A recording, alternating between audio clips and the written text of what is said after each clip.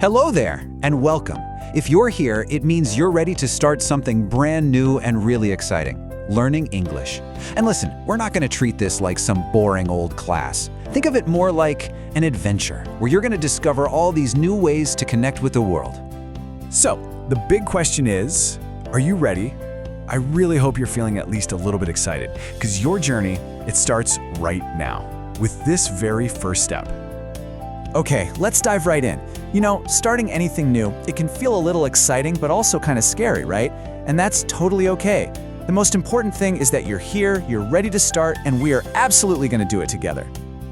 I want you to think of this as a journey, not some kind of race.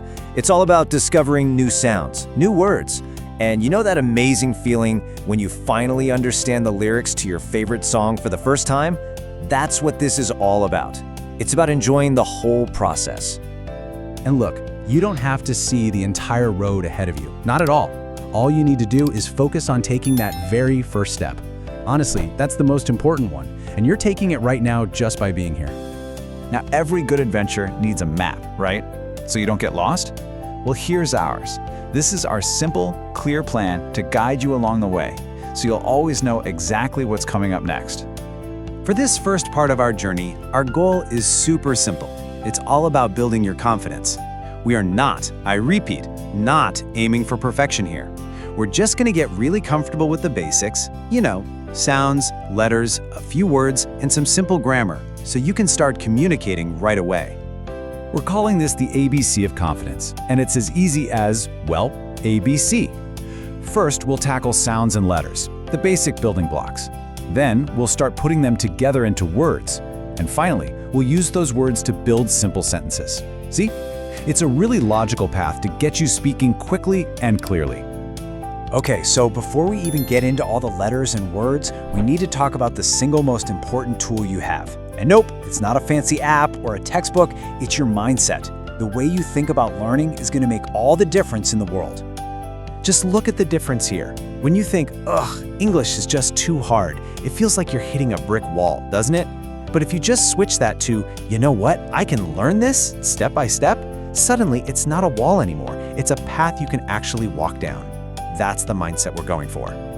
And this quote, man, it just says it all, doesn't it? So often, the hardest part is just getting started. But you've already done that. The fact that you're here, watching this right now, that means you've already started.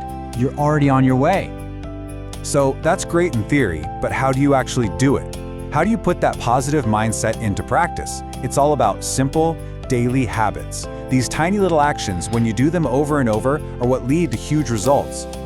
Yeah, don't think of it as homework. That's boring. Think of it like a fun little daily quest. Seriously, that's it. Can you listen to something in English for just 5 minutes? Can you learn just one new word today?